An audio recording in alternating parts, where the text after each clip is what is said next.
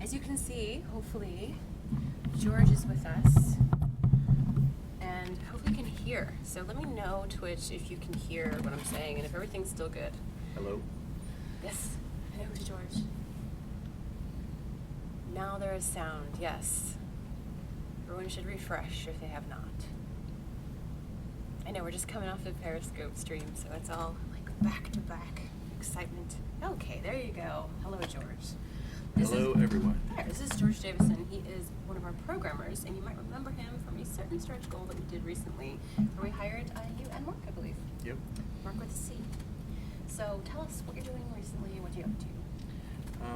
I've been doing the new physically based rendering system, and before that I did a new system for threading, where we got all of the terrain and buildings updating in real time without causing hitches. That was a lot of people were waiting for that one. Yeah. That's a lot of excitement in the backer land for that. Cool. Now, the PBR is a term that we've been throwing out a lot, and that's been confusing people a little bit. Can you describe kind of what that is? It means, well, trying to get closer to rendering things in the same way that they look like in real life. Okay. Using formulas that people have derived for how materials reflect light in real life, and we're choosing some values, some sliders to adjust those materials so that we can render the full range of possible things from real life, or some subset of those that allows us to do an entire game. Cool. And so I think people that are playing the game right now have seen like all the rows Yep. of cylinder, like balls, shapes, and everything, all the different kinds of roughnesses and Yep. all that. It allows us to make things shinier, more metallic, and more like interesting materials like soft velvet and stuff that we couldn't have done before. Awesome. Okay, I'm sure that you all have some questions, and we're very glad that George is able to join us for these last few weeks, because he's kind of a mystery. He goes back, he ascends into his land, and we don't get to see him except on projectors. So this is your chance, in the flesh, to see George and speak to him.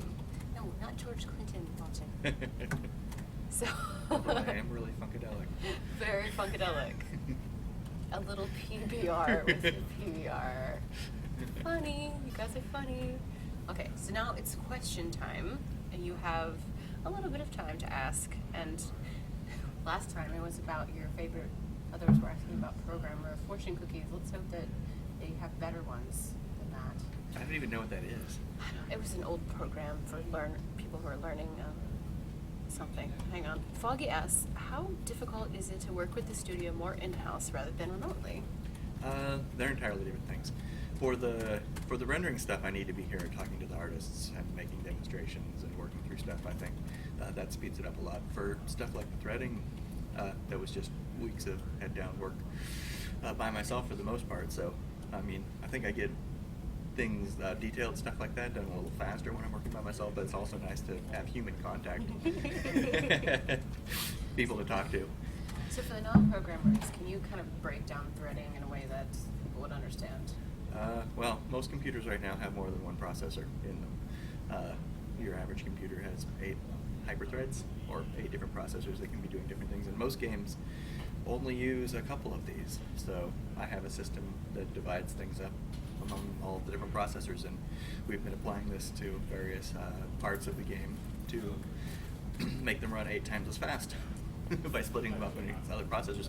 There's 2 things to it. There's splitting things up to run on other processors, which can make them run 8 times as faster, and they're splitting them up so that they can be done later. They're putting them in a queue of things that can be done later. And this is one of the important things with the train, is that when a change happens, when you move into the scene and you need to redraw stuff in the background, that this doesn't stop everything until it gets done. So we're also queuing this up to happen in the background, which is a major portion of it. Because it's so slow that even making it go 8 times as fast is not necessarily going to make it happen this frame. So if it happens over the next 3 frames, it's a performance improvement in that too. Okay. There you go. Doulos asks, how do these new animations you are working on feel? I'm not sure what you mean by that. Yeah, I'm not really working on anything to do with animation right now. Lighting, threading, client, server, rendering, etc. Oh, Kara, I'm sorry, I'm going to push this really hard. Kara Vatid asks, is there a maximum number of threads the solver can handle, or is it purely hardware-based? The system I designed is relatively low overhead. We can split things on thousands of threads, and it wouldn't significantly have a problem with this. But there aren't any computers right now that have that many threads where they aren't separate processors in the system, which is its own problem. So I'm guessing we wouldn't get much above 64 usable threads without it being slow for other reasons. So I have set a limit so far where if you have more than 64 processors, we won't be using them. But it's just a number in the code. That could change if we release it. Years down the line. If an I-128 gets released that has 256 hyperthreads. Okay. Foggy is asking, what is the wildest bug you've run into so far? And George has made some visual changes to our game that could go interesting. I can't think of anything right off the top of my head. I've been randomly inverting things, and I've posted some interesting screenshots of things around the team. I don't know if they got to the outside world or not. I'd like to see them. Yeah. Yes, George was the one we were looking at with the stripy HMD spheres earlier. They're asking if you have heard of the macaw effect, and are you avoiding staring at stripy spheres for too long? I've heard of it, but I don't think it's going to happen with that particular stripy sphere thing. That was just a test to see if numbers were coming through the system from the textures in the same way I expected them to come through. And it was easier than shader debugging. The moment to just change them to stripes.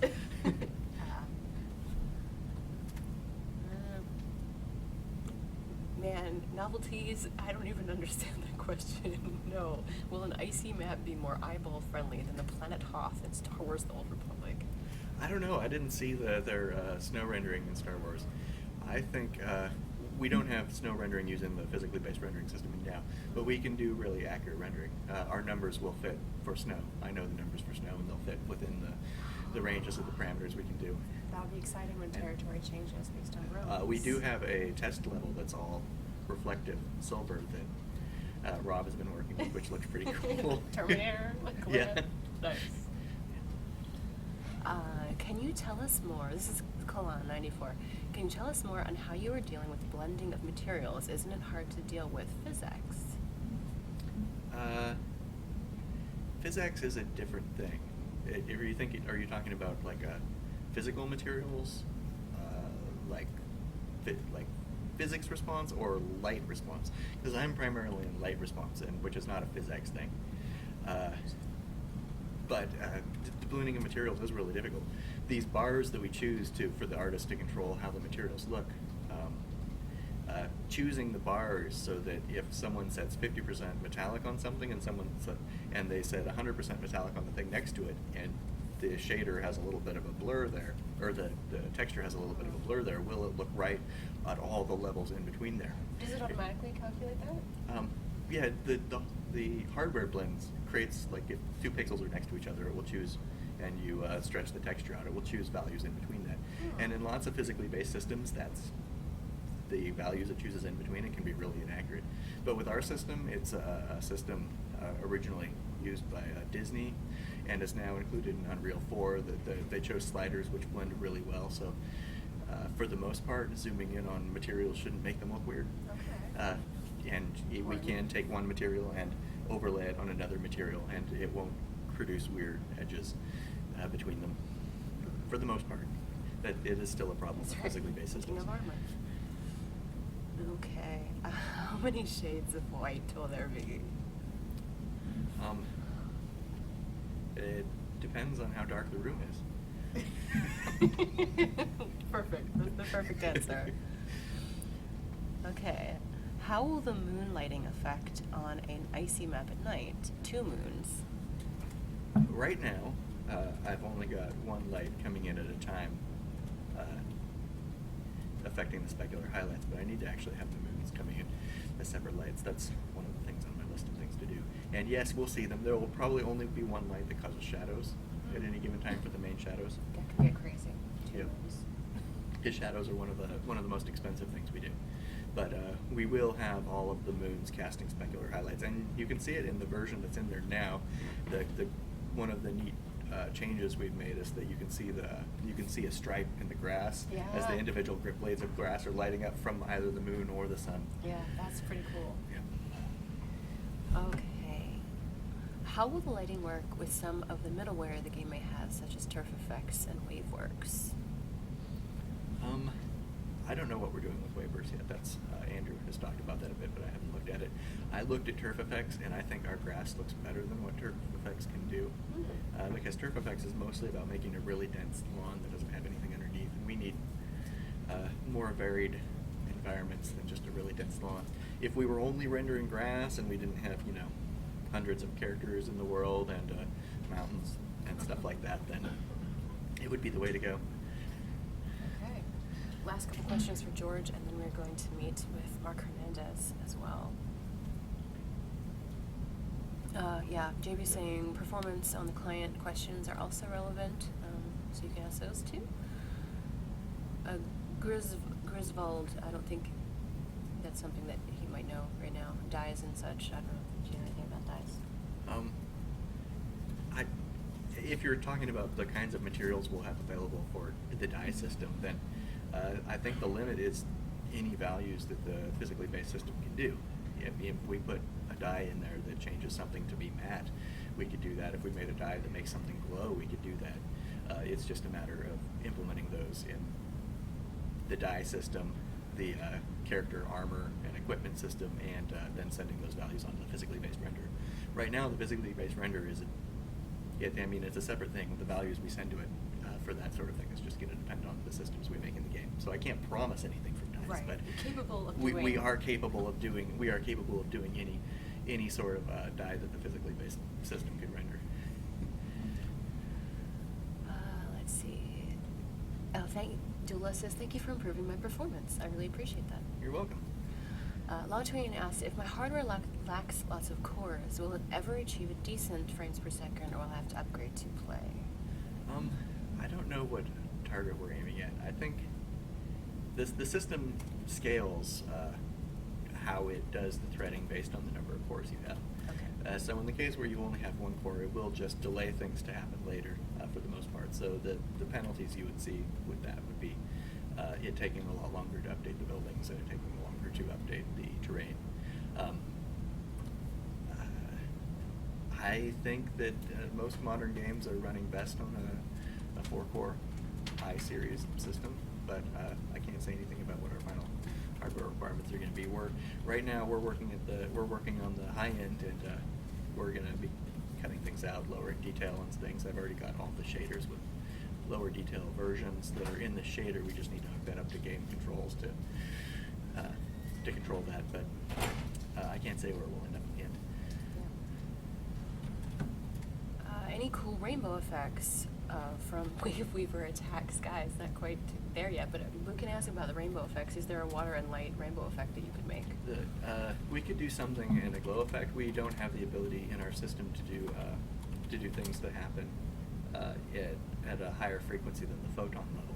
So oil slicks on water, reflections of things that change the color depending on the direction you're seeing it, we have no concept of in our system, and it would probably just be a special case shader in that case if we needed that material. Okay. Could you elaborate to us common folk how you managed to increase the performance of the client? That might be a little bit foggy. That might be the last question right there. That could take a while. There's lots of little things. We were threading things before I came on in a very straightforward fashion, where if two different threads needed the same resource, one of them would stop, which is called a lock, and it would wait for the thread that was currently using that resource to stop using the lock. My new threading system, which I call Parallel, is a lock-free threading system where the contention for these resources is serialized so that all of the threads are doing something all the time. And if something can only be done by one thread at a time, then they'll be scheduled in such a way that... So it prioritizes? It doesn't really prioritize. It just makes sure that it doesn't start working on something that might need something that something else is currently working on. Oh, okay. For the most part, it does everything in the order you tell it to do it. except for things that you tell to be serial, like you can say all of these jobs will never overlap each other, and it sets them up so that they never overlap each other. And in that way, instead of stopping processing on all of the other threads that might need that resource, we're doing something else on them. So something else is getting done. Something else is being sped up whenever a slowdown would have been caused in the past. It's about coordination. Okay, I think that is our last question for George. I hope you guys have really enjoyed it. George is awesome to talk to, gives you lots of information that you probably didn't know already. And we're going to talk to Mark in a minute. So, yay, thank you, George. Say bye. Bye. Thank you. You, them, but okay. And we will steal your chair if you don't mind. Take George. Or take Mark.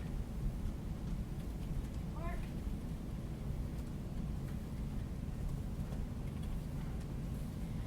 So we are going to speak to Marc Hernandez, another one of our programmers that we were fortunate enough to get through our stretch goals. So thank you guys for helping to fund that. Marc is our server guru. Or something. Or something.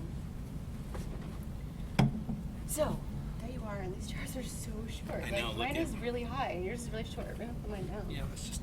There, see? We'll both be. Okay, now we can both be That short. chair frightens me anyway. That's solid. Okay, so. And crafting. What? And crafting. And crafting. That is true. I'm doing Yes, crafting you right now. did make the very first weapon in the I game. did make the first weapon in the game. Yeah, that's a wiki source right there, isn't it? Yeah. Okay, so what are you working on right now? Crafting. Crafting. All crafting. Yeah. I'm finishing it up to get it into hatchery very, very, very shortly. So Okay, we'll be checking off some user story cards from you. I hope so. Yeah. Excellent. So do you have any questions, guys, for Marc? And you read about him briefly in the update last week, especially at the very end as it was just going out. Epic beard. He does have an epic beard. You could take your time and ask him about his beard, but I know you have other questions game related. Yeah, I know. He stole the world first sword. Yes. Your hero. But That's all. No, I'm sure you'll have other firsts.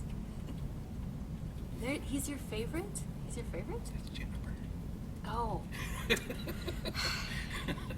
Biased. Slightly biased.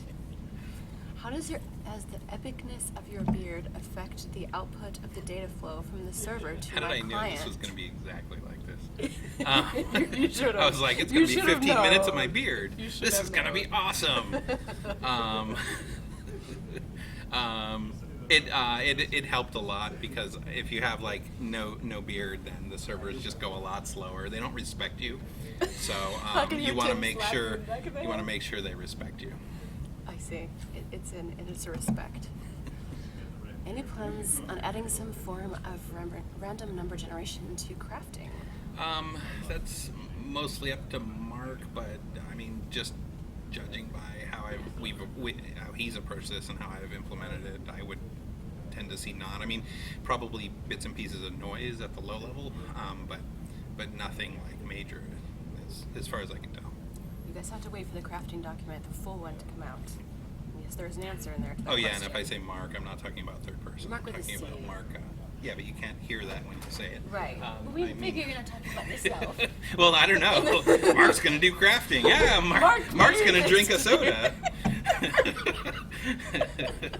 I love it.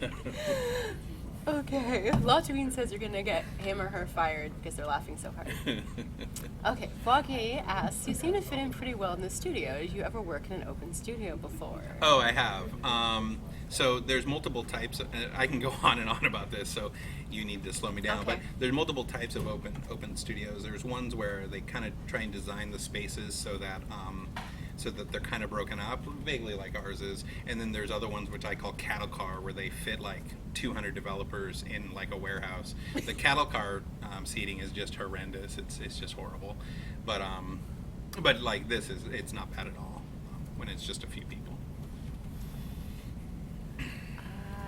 How hard was the first sword to craft?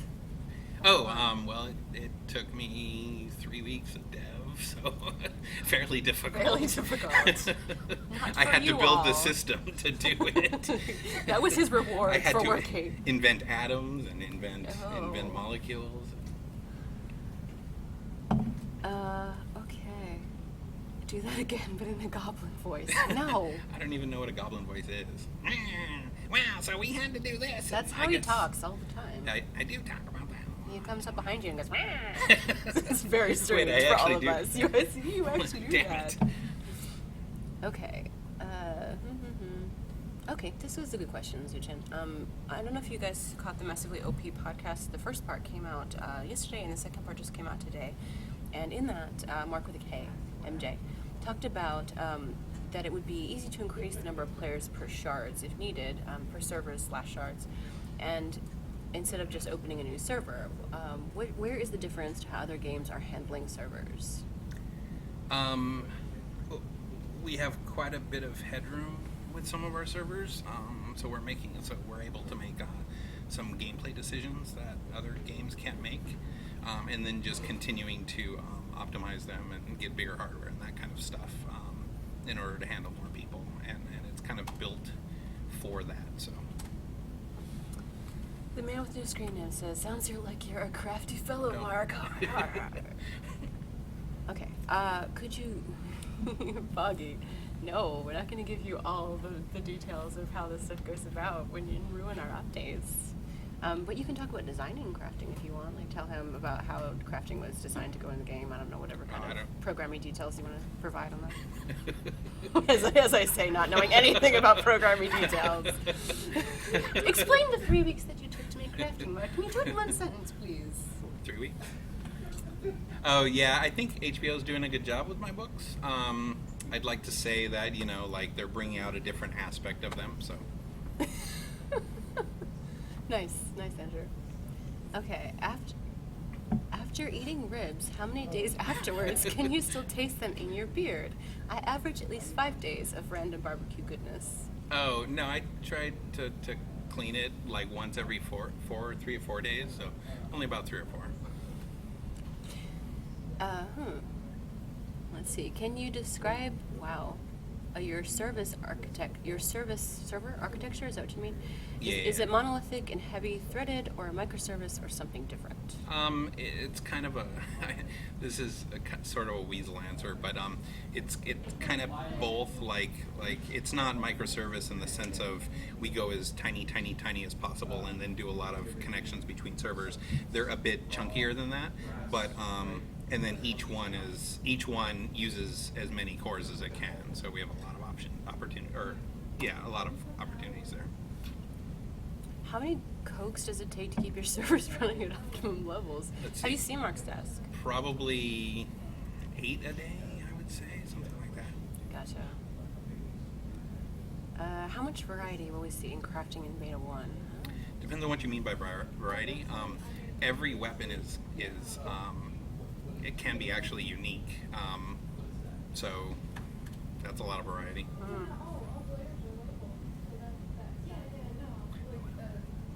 I'm looking.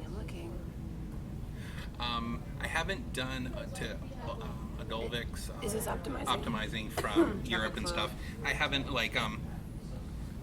the team here had already done a lot of work to make sure it's very, very optimized and plays well. So I haven't really taken, or I haven't really done any additional passes to make that better at all. So I eventually will. I just haven't really yet. Coming into the studio, what was your impression of the netcode, proxies, and server architecture in Foggy?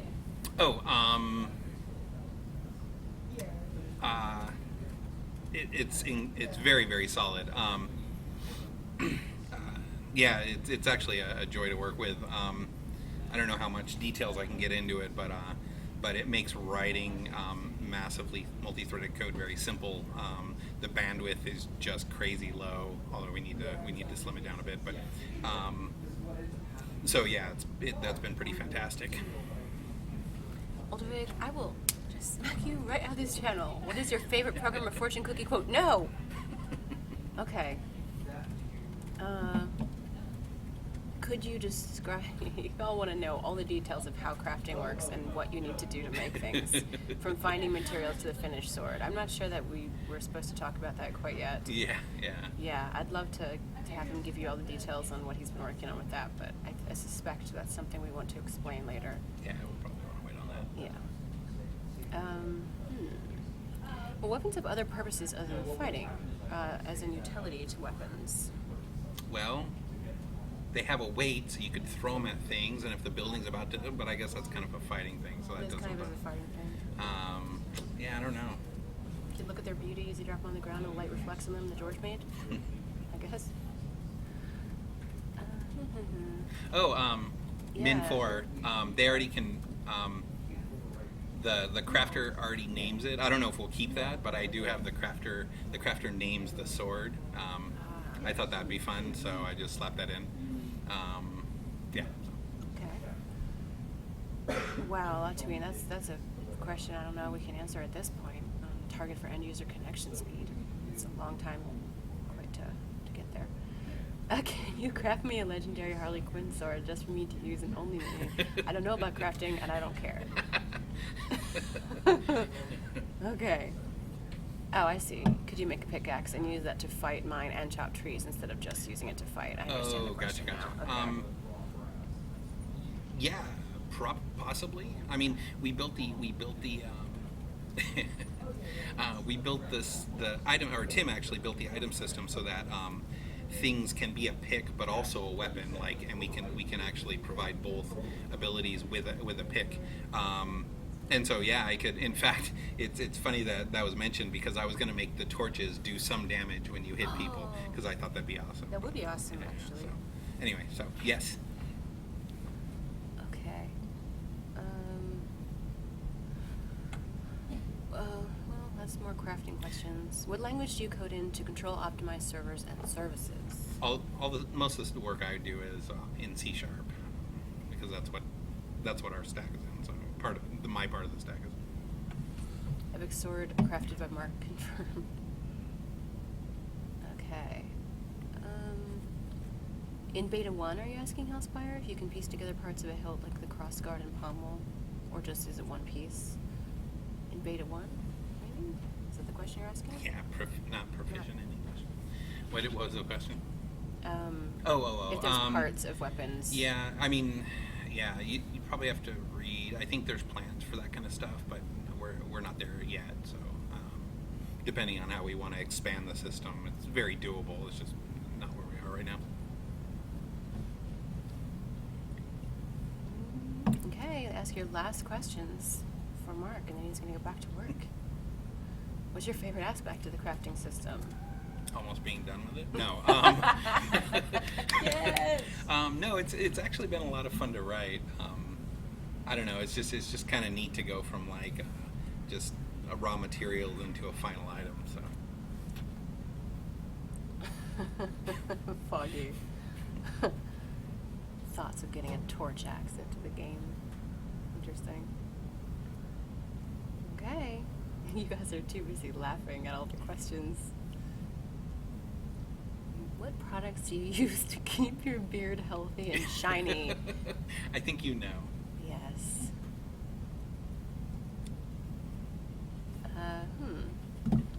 Crafting system seems a little different from server coding. Does that change come easily? Aldevic.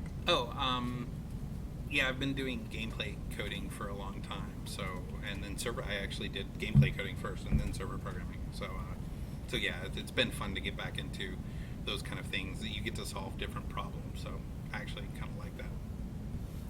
Well, crafted items have a visual appearance when dropped in the ground. For instance, will we be able to place them in houses or on walls? Oh, I certainly hope so, because that'd be super cool. Mm-hmm. Dropped on the ground, though, that's a different answer, I think.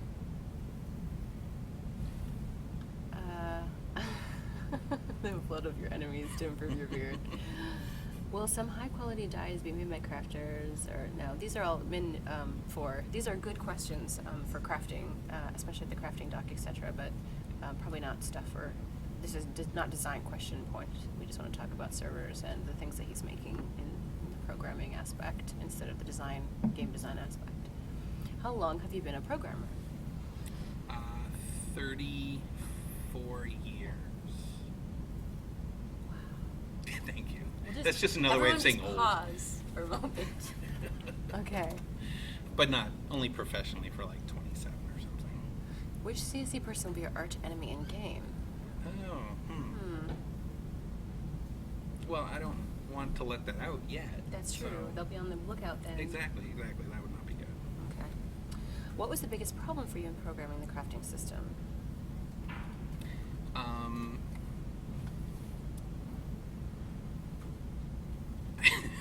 I don't know. I don't think about issues like that. Will you be able to craft a server in game to improve our performance? Yes. They had computers done for you. Okay, Thank you. You guys are harsh. You guys are very harsh. Okay, last question. And he can't answer that beard fight question. No. That would not be good. I can't. No. Okay, last good question for Mark. We can't. Tim would like to know how you calculate a linear curve. I think Tim knows how.